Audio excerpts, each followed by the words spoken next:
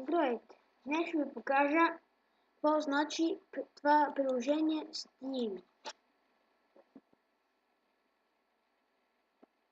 Така, влизате в Steam, цъкате два пъти. Така, ето какво представлява Steam. Така, първото, което е това тук може да пишете игрите, които искате да си свалите. Да кажем, коя да свалим, примерно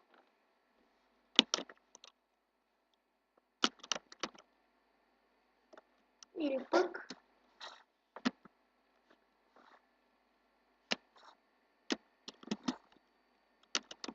GTA San Andreas.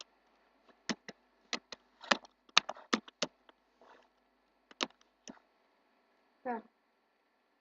И търсите. Така.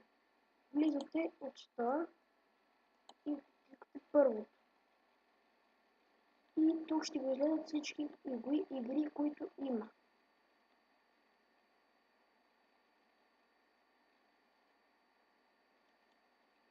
След това тук може да искате да изтеглите. Ето тази.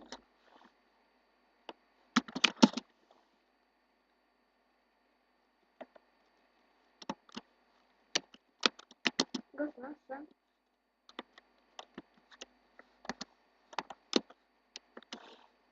Ето тази, примерно. Но, както виждате, тази игра е с пари. Това може да изтеглите. Пишете само GTA. И пращате. Тук ще ви излезат игри.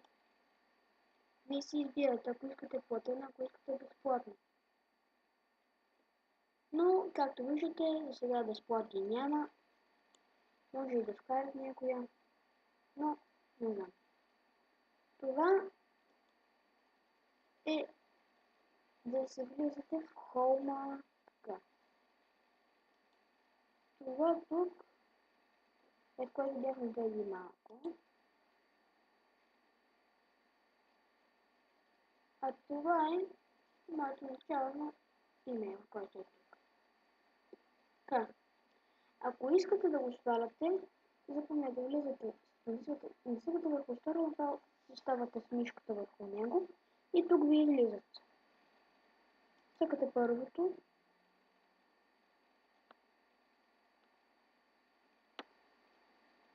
Тук виждате да пише игри. Нали? И тук има какви да са тези игри. Спортни, но екшен. Но нашата игра днес може да е каквато вие си изберете. Може да е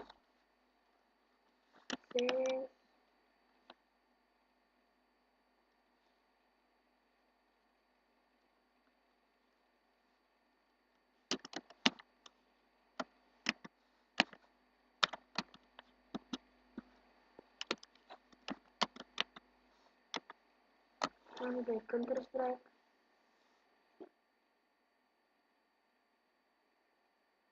Ох, този че не мога да писах правилно.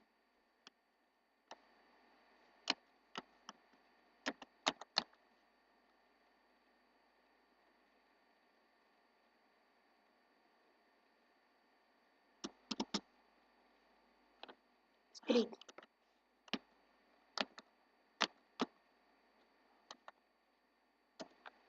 Да. Ето Counter-Strike. Но тук, както виждате, и те са с пари.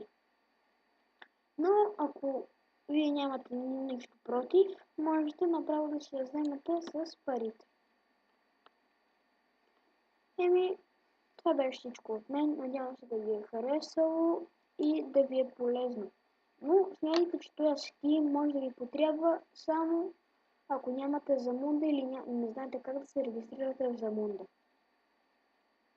Затова влизате в Google или в Google Chrome или в Mozilla, пишете Stan и го теглите. И това беше всичко от мен. Приятна вечер, но коментирайте, пишете на коментари и най-важното, оценявайте.